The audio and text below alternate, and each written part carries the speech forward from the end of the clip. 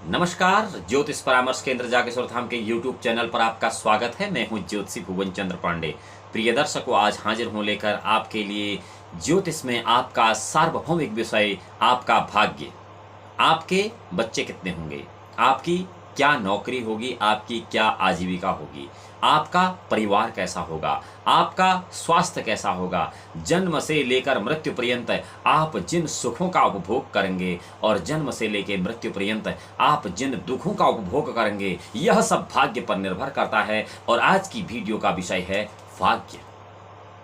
इससे पहले कि इस वीडियो पर विस्तृत विश्लेषण करें, आपको जानकारी देते हैं कि यदि आप इस चैनल पर नए हैं और ज्योतिष संबंधित जिज्ञासा चाहते हैं कि उसका समाधान अविलंब या फिर उससे संबंधित जानकारी आपको प्राप्त हो सके, तो ज्योतिष परामर्श केंद्र जागेश्वर धाम के YouTube चैनल को लाइक करें, सब्सक्राइब करें और बेल आइकन का बटन केवल इसलिए दबाएं कि सोशल मीडिया प्लेटफॉर्म पर सबसे पहले आपको ज्योतिष की संपूर्ण एवं सटीक और शुद्ध जानकारी मिल सके। प्रिय दर्शकों, भाग्य क्या है? आपकी जन्म कुंडली में यदि अच्छे ग्रह हैं तो यह भी भाग्यवशात ही होते हैं। यदि आपकी जन्म कुंडली में बुरे ग्रह हैं, ये भी भाग्यवशात होते हैं। आप जीवन में जितना सुख और दुख का भोग करते हैं, यह भी सब भाग्यवशात होते हैं। आखिर क्या है जन्म कुंडली में ऐसा जिसे आप भाग्य कहते हैं? भाग्य उदय कब होता है और दुर्भाग्य क्या है, इस विषय पर हम आपको विस्तृत विमर्श इस वीडियो में करते हैं। भाग्य उदय काल, सबसे पहले तो आपका भाग्य उदय कब होगा यह बताते हैं।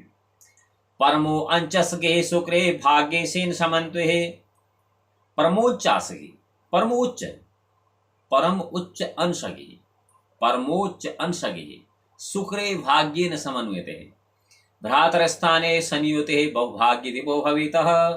अगर परम उच्च स्थान में शुक्र के अंश हैं और भाग्य भाव उससे युत है, भ्रात स्थाने शनि युत है और आपके तीसरे घर में शनि है, बहुभाग्य देवो भवेतः, ऐसा जातक बहुत भाग्यशाली होता है।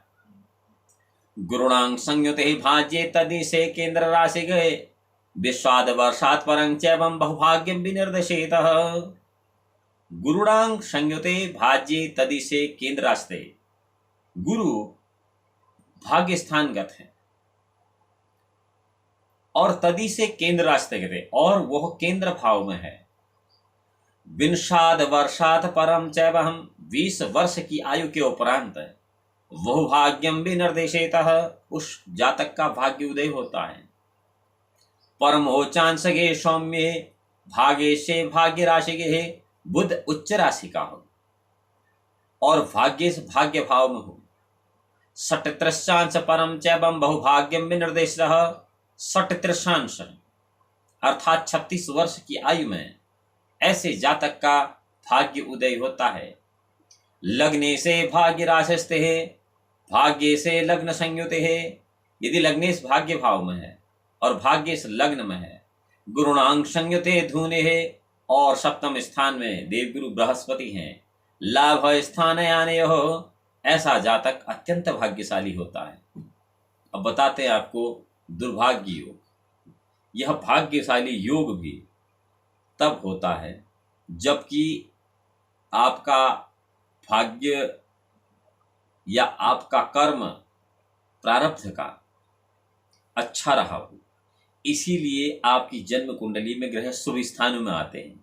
यदि आपका प्रारब्ध का कर्म ठीक नहीं है तो जन्म कुंडली में या आप ऐसे समय में जन्म लेते हैं जिस समय की ग्रहों की स्थिति बड़ी बुरी या दुखदायी कष्टकर होती है और ग्रहों की स्थिति के अनुसार हमें अपना शुभाशुभ फल भोगना पड़ता है।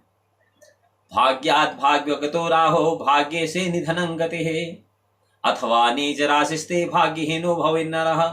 भाग्यात् भाग्य भावे राहु, भाग्य से निधनं गतिः, यदि राहु भाग्य भाव में है अथवा नीच राशि में है तो ऐसा जातक भाग्यहीन होता है।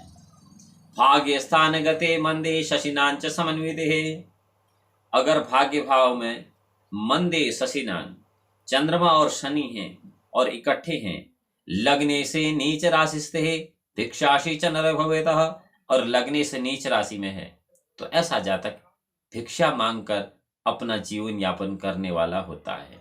गेयमित्थं फलं भागे शशांके समविस्तदातः, और चंद्रमा यदि इन दोनों के साथ नीच हो या पापयुत हो तो ऐसा में जातक जो होता है वो अत्यंत भाग्यहीन होता है।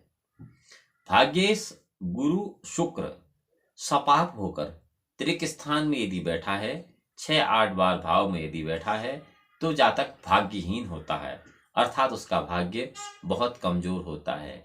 और यही केंद्र या त्रिकोण में है और शुभ ग्रह युक्त या शुभ ग्रह से दृष्ट है तो नवमेश की दृष्टि अगर इस पर है तब जाकर यह भाग्यशाली बन जाता है।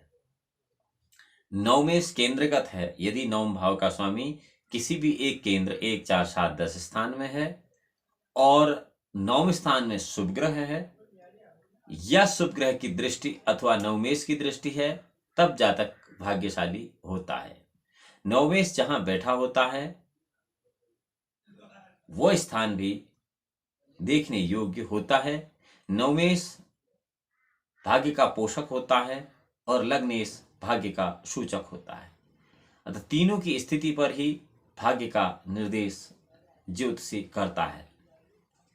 लग्न पंचम द्वितीय तीनों की स्थिति पर ही भाग्य भाव निर्भर करता है। अगर लग्न पंचम द्वितीय में बलवान ग्रह हैं तो जातक भाग्यशाली होता है, और धनेश धन स्थान में या राजस्थान में पड़े तो भी मनुष्य भाग्यशाली होता है। चतुर्थेश नवमेश द्वितीय स्थान में है और शुक्र गुरु भी द्वितीय स्थान में है तो मनुष्य अत्यंत भाग्यशाली होता है। और नवमेश लग्नस्थ होकर बृहस्पति से दृष्ट है तो भी मनुष्य भाग्यशाली न होकर राजबंध होता है। लग्नेश एवं सुखेश अपने घर को पूर्ण दृष्टि से देखते हों तो मनुष्य पूर्ण संपत्तिशाली और अत्यंत भाग्यशाली होता है।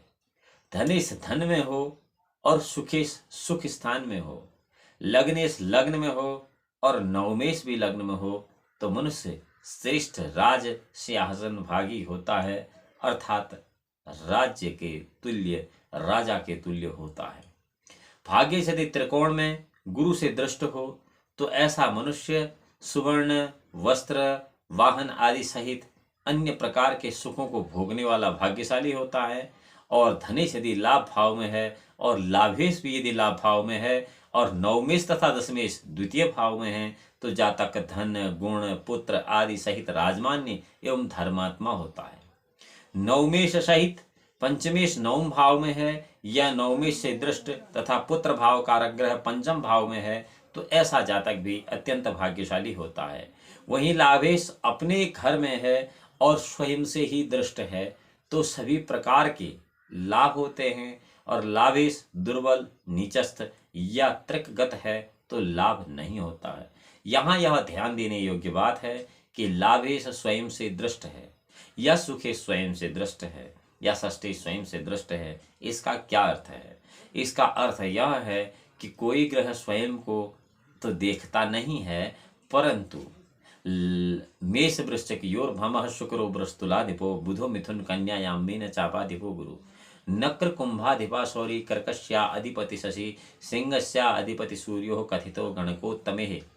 यदि मकर राशि पर शनि की दृष्टि है तो यह कहा जाता है कि वह ग्रह स्वयं को ही पूर्ण दृष्टि से देख रहा है, और यदि मिथुन कन्या राशि पर बुध की दृष्टि है तो यह कहा जाता है कि वह ग्रह स्वयं को पूर्ण दृष्टि से देख रहा है।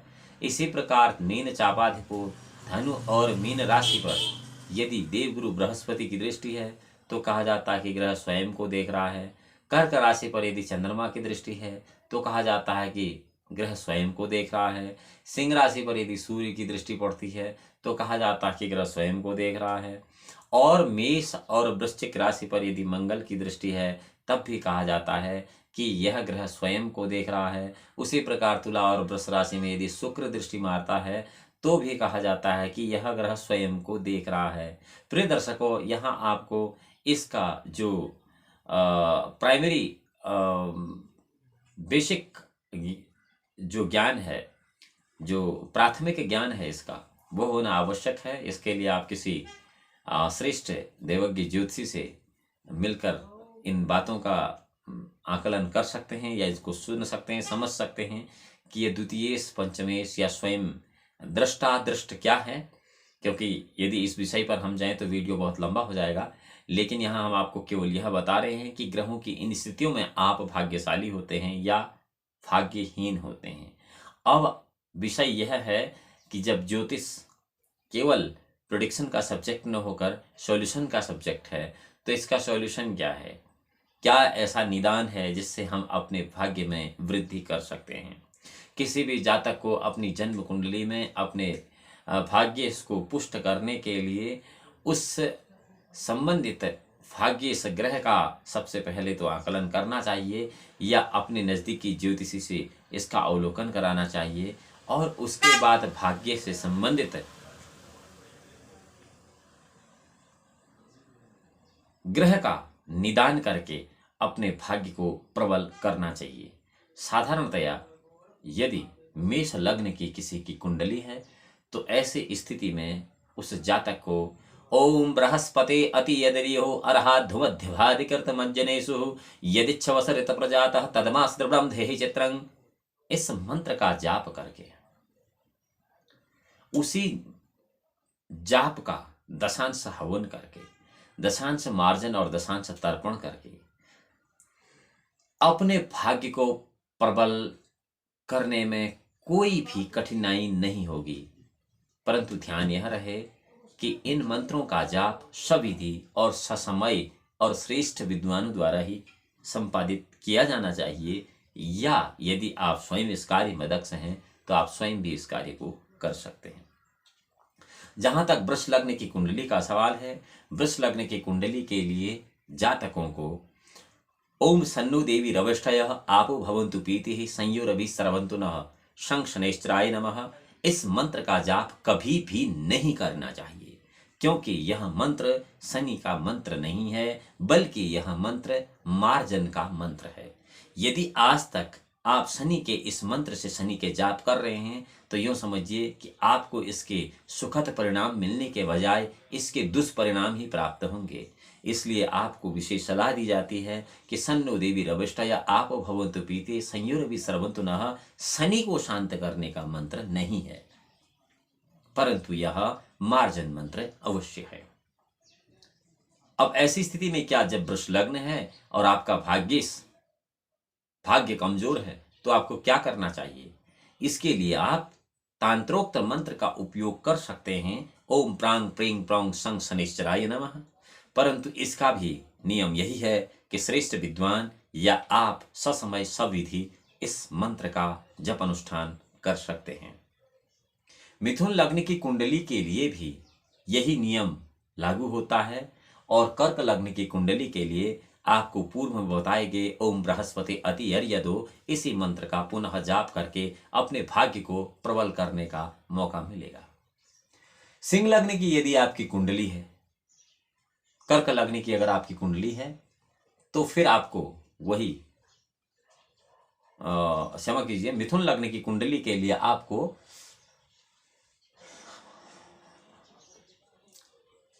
यही मंत्र प्रांग प्रेंग प्रोंग शनैश्चराय का जाप, और कर्क लग्न की कुंडली के लिए वही पहले वाला ओम बृहस्पति अति यदो। मैं ठीक था, गलत नहीं था, पर मैं थोड़ा सा श्योर नहीं था कि कहीं मैंने गलत तो नहीं कहा। बिल्कुल सही कहा था कि कर्क लग्न की कुंडली के लिए भी आपको ओम बृहस्पति अति यदो मंत्र का ही जाप करना चाहिए। इसी से आपका भाग्य प्रबल उदय होगा। अगर आपकी सिंह लग्न की कुंडली है, तब आपको ओम अग्नि मूर्धादि वह ककुत्पति पृथव्यांग अपाग्वं रेताग्वं जिन्वति, इस मंत्र का जाप अपने भाग्य की वृद्धि के लिए करना चाहिए। परंतु इसकी विधि क्या है वह आपको पहले ही बताई जा चुकी है। सविधि एवं ससमय करना अत्यंत आवश्यक है। कन्या लग्न की अगर आपकी कुंडली है, तब आपको ओम अन्नाथ परस्तोर संभ्रामणाम व्यतिपतं क्षत्रं पयं सोमं प्रजापति ऋतेन सत्यमिंद्रं विपाग्नु शुक्रमंदस्य इंद्रस्य इंद्रविदं पयमृतंगधु इति मंत्रस्य कहा। इति मंत्रस्य नहीं, इस मंत्र का मेरा थोड़ा सा संस्कृत में बोलने का थोड़ा सा हैबिट बढ़ गया है। तो इस मंत्र का जाप ससमय सविधि करना चाहिए और इससे आपके भाग्य में अवश्य में वृद्धि होगी, आपका भाग्य उदय होगा। तुला लग्न की यदि आपकी कुंडली है तब आपको ओम उद्भुत शिवा अग्नि प्रतिजाग्रहितमिष्टापूर्तिर सग्वं सृजिथा मयं च अस्मिन् तदस्ते अभ्युतरसंमय श्वे देवा यजमान शीततः इस मंत्र का जाप सविधि ससमय करना चाहिए। इससे तुला लग्न के लोगों की भाग्य में वृद्धि होगी, आपका भाग्य उदय होगा। और यदि आपका वृश्चिक लग्न है तब आपको चंद्रमा के ओम इमं देवा असनपतग्वं शुभद्वं महते क्षत्राय महते ज्येष्ठयाय महते जनराज्याय इंद्रस्य इंद्रियाय इमं मुष्यं पुत्रं मुष्यपुत्रमस्य विश्वभूमि स्वस्माकं ब्रह्मणागमृजं चंद्रमसी नमः। इस मंत्र का जाप करने से आपका भाग्य प्रबल, भाग्य उदय होगा। उसके बाद यदि आपकी धनु लग्न की कुंडली है तो धनु लग्न की कुंडली के लिए आपको सूर्य के ओम आ कृष्णेन रसावतमानो निवेशन मृतमर्त्यं चहरण्येन सविता रथेना देवो यादे भुवनानि विपश्यन् इस मंत्र का सविधि ससमय श्रेष्ठ विद्वान द्वारा संपादित किया हुआ यज्ञ अनुष्ठान करना चाहिए, जिससे आपका भाग्य प्रबल उदय होगा और आपके दुर्भाग्य का नाश होगा। मकर लग्न की कुंडली के लिए आपको पुनः ओम उद्भुत शिवाग्नि इति मंत्र से उसी का जाप करना होगा। और कुंभ लग्न की यदि आपकी कुंडली है तब आपको अन्नात् परिष्टोषम ब्राह्मणम व्यतिपतम, जो कि पूर्व में आपको बताया है, इस मंत्र का यज्ञ अनुष्ठान करने से आपका भाग्य वृद्धिकारक होगा। वहीं मीन लग्न की यदि आपकी कुंडली है तो मीन लग्न की कुंडली के लिए आपको मंगल के यानी कि ओम अग्निमूर्धादि वह ककुतपति पृथव्यांग अयमपाक गोंग्रेता गोंसी जिनवती, जो मैंने पूर्व में बताया, इस मंत्र का यज्ञानुष्ठान सविधि ससमय करना चाहिए, जिससे आपका भाग्य प्रबल उदय होगा। प्रिय दर्शकों, आज मैंने आपको बताया कि जन्म कुंडली में भाग्य और दुर्भाग्य, परंतु दुर्भाग्य को प्रबल करने और अपने भाग्य को जागृत करने का क्या उपाय है। यहाँ ध्यान रखने की बात यह है कि इसको इतना आसान न समझते हुए उचित समय और उचित विधि के साथ ही करने से इसका लाभ आप प्राप्त कर सकते हैं, अन्यथा इन मंत्रों के दुष्परिणाम का प्रभाव भी देखने को मिल सकता है। इसीलिए आपको उत्स्कंध दैवज्ञ के पास जाकर या तो सलाह ले लेनी चाहिए या फिर आपको स्वयं, यदि आप इसके कर्मकांडी विद्वान हैं तो आप स्वयं इसको समझ सकते हैं। आशा है ऐसी जानकारी आपको अच्छी लगी होगी। अगली वीडियो में हम एक नया विषय लेकर फिर हाजिर होंगे। जब अगली वीडियो में आपसे मिलते हैं तब तक के लिए भगवान भोलेनाथ आपका परम कल्याण करें। नमस्कार।